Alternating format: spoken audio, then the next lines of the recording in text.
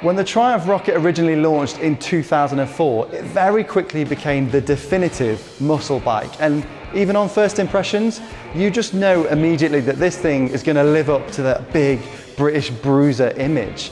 Now, let's talk about numbers first, because this bike has always been about numbers.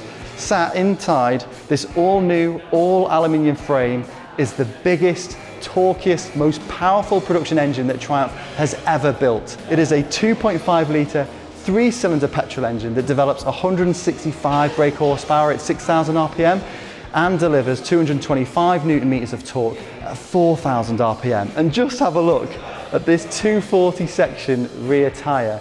You would need to go into a Harley Davidson dealer and buy the breakout for something as big as that. It's just phenomenal. So it is a big British bruiser, sure, but it's got a really sharp looking suit as well. It's got stance, it's got poise, it's got presence. It's a new engine, new chassis, new suspension, wheels, everything. We've got a cast spine frame that isn't just the frame, it is the airbox as well. All helps save weight. Crankshaft's lighter, clutch is lighter. Every component, every area we've looked at, we've tried to simplify, we've tried to reduce its complexity and reduce its mass. And the way we've set the bike up to handle now is a lot different to the previous rocket. So if people haven't experienced the previous rocket, in a lot of ways you'd say that was closer to a cruiser in the way that it might handle. This is definitely a roadster ride. There's a lot of current Triumph DNA and learning in the way this bike feels. One guy who knows exactly how a rocket feels is Mark Holmes, an adventure rider that spent 506 days travelling around the world on one. Mark, what is all that about? Well, in April 2017, the Triumph Rocket X that was in my garage was begging to be ridden. I'd love riding it, and I just didn't want to stop. So this time I did one day trip, then another, and then another, and another. And when you do 500 of those in a row, you can get around the world. And was it a surprising companion then? Because it's not the sort of archetypal tourer, is it? No, but I'm an attention seeker. I wanted to meet people, I wanted to talk to them. I knew the rocket would do that. People who knew nothing about bikes couldn't stop looking at that engine.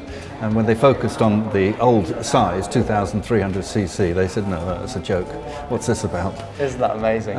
So you've seen the new rocket now. What does it have to do in order for you to be convinced to trade in the original rocket and get one of these? Oh, well, I mean, just look at it. It's absolutely drop-dead gorgeous. One of the advantages of the older rocket was its weight. It's extremely comfortable, and with the potholes and sleeping policemen all around the world, I just glided over them. But I have to be careful where I stopped. It had to have fairly level ground, not too much gravel, so that I could be certain that I wouldn't drop it over. So losing 40 kilos, I'm sure will help that.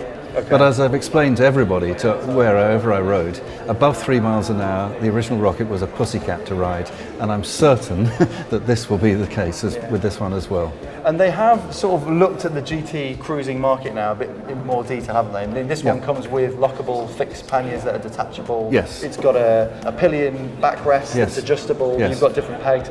Well, those features weren't available on the original. No, they weren't. No, I had to add my own panniers, which were fixed. But having these detachable and taking them out into a hotel bedroom every night would be so much easier. We are stood now in between the Rocket 3R, Rocket 3 GT. Can you tell us a little bit of the similarities and some of the differences between the two? Both bikes have the same engine and the same tune. They both run in the same geometry, they run the same basic style and look, except that we focus one to be more sporty, that's the R, and the other one to be more relaxed touring. We've got mid pegs on the R and forward pegs on the GT. The foot pegs are adjustable as well. So on the GT you can adjust them fore or aft by quite a large amount, and on the R you can adjust them up or down. Can we have a listen to it? Is that okay? Yeah, why not? Is that all right? If you excuse me. Yeah, no worries, no worries. Start it up.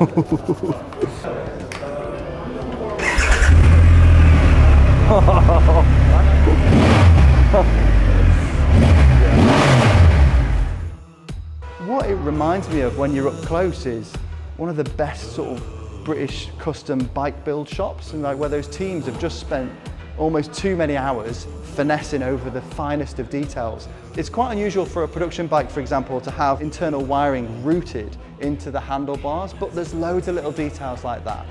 And making an aesthetic that's as clean and simple as this is really difficult, and honestly, I think they've nailed it, but let us know what you think in the comments below.